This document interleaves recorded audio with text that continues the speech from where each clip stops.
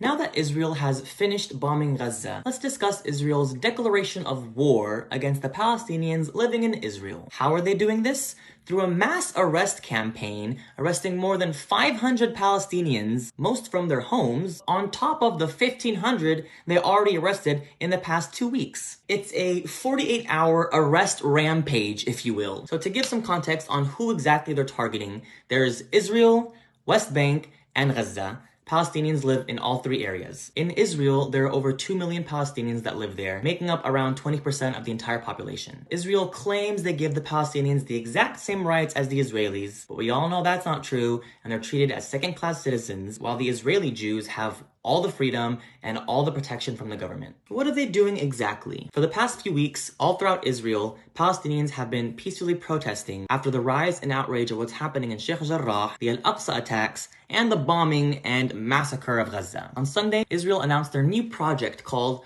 Operation Law and Order, intended to prosecute any Palestinian who has taken part in protests against Israel in the past few weeks. Thousands and thousands of Israeli forces are being deployed to arrest and carry out house raids in Palestinian majority areas of Israel. They're going to be knocking down the doors of hundreds of Palestinian homes to arrest Palestinians they've deemed as guilty for speaking up against the government. They'll be holding them in massive detention centers while they investigate the charges against them. This is footage of Israeli forces arresting a Palestinian in the city of Al-Lid, literally blindfolding him while they're arresting him. It's been said that Palestinians are literally telling each other to dress properly when they go to sleep in case the Israeli forces break into their homes in the middle of the night and arrest them. Why are they doing this, you might be asking? Israel is trying to settle the score with the Palestinian citizens of Israel and trying to intimidate the entire population of Palestinians to stop protesting against the government. Israel is mad and salty because Palestinians are getting international attention and support because of social media. They've been trying to get Instagram and Facebook and TikTok to crack down on Palestinian content and stop spreading Palestinian propaganda. When the propaganda is Israeli forces shooting at Palestinian protesters or bombing Gaza.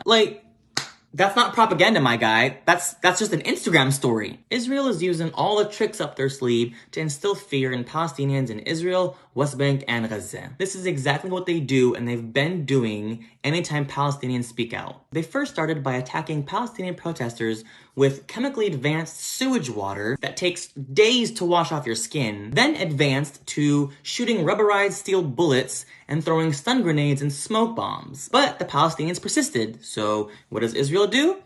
They attack Al-Aqsa because they know that's our holy site and we're gonna fight back. But Palestinians continued to persist. And so what's the next option? Oh, let's bomb Gaza. They bombed and bombed, killing hundreds of innocent Palestinians and displacing tens of thousands of Palestinians, rendering them homeless. But the Palestinians continued to protest. So then Israel thinks, okay, we've tried all these tactics and they're still protesting. Who can we target next? What group of Palestinians haven't been disciplined yet? Oh, the Palestinians in Israel. They haven't been attacked as much. They haven't been oppressed as much. Let's get them next. But how can we, as the Israeli government, get them while not looking like we're targeting just the Palestinians? Because remember, these are the Palestinians that live in the Israeli democracy. These are the Palestinians that Israel claims to the world that they give them rights and they treat them well. We can't just shoot them up like we do with the Palestinians in the West Bank and Gaza. So the solution? A mass arrest campaign and just arrest as many Palestinians as we can. Do some legal gymnastics so it doesn't look as bad as shooting Palestinians. That, y'all,